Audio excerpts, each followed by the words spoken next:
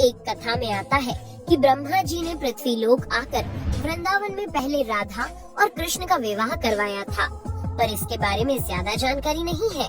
राधा भी वृंदावन में कृष्ण की भक्ति के साथ अपना जीवन व्यतीत करने लगती है और कहा जाता है कि यादव पुत्र अभिमन्यु या आयन से उनका विवाह भी हो जाता है। पर अभिमन्यु को महर्षि दधीचि का श्राप था कि अगर वो राधा को छुएगा तो भस्म हो जाएगा।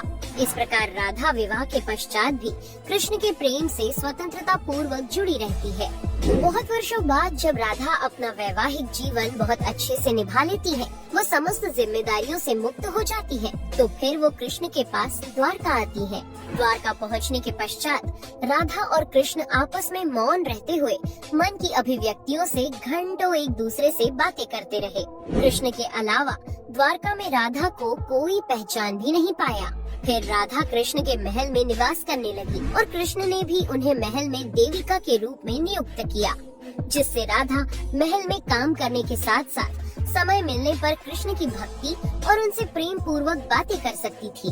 परंतु कृष्ण तो अब अपने राजपाट व अन्य कार्यों में व्यस्त रहते थे।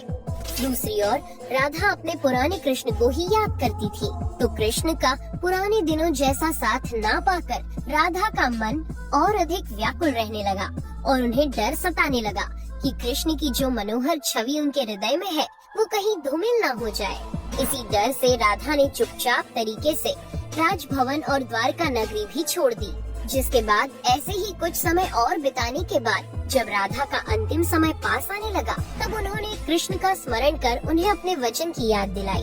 राधा के स्मरण करते ही कृष्ण वहां दौड़े दौड़े चले आए, परंतु राधा की अत्यंत दयनीय स्थिति देखकर वे अत्यधिक भावुक हो गए और उन्होंने राधा से अंतिम समय में कुछ मांगने को कहा, जिस पर राधा ने उनके सामने एक ही इच्छा प्रकट की थी कि वो अपने जीवन के अंतिम क्षणों में कृष्ण का वही रूप देखना चाहती है जैसा वो वृंदावन में देखा करती थी। वो उन्हें वही बांसुरी की मीठी धुन बजाते हुए सुनना चाहती है। दोस्तों, राधा का बस इतना कहना था कि कृष्ण ने अपनी बांसुरी उठाई और वही मीठी धुन बजाने लगे और बांसुरी बजाते हुए कृष्ण और उनकी धुन सुनती राधा दोनों की ही आंखों से प्रेम के आंसुओं की धारा बह रही थी। इतना ही नहीं, बांसुरी की मीठी धुन सुनते सुनते ही माता राधा ने उनके सामने प्राण त्याग दिए, जिसके बाद उनकी मृत्यु से कृष्ण इतने विचलित हो गए थे कि उन्होंने अपनी प्रिय बांसुरी को वहीं तोड़कर फेंक दिया था।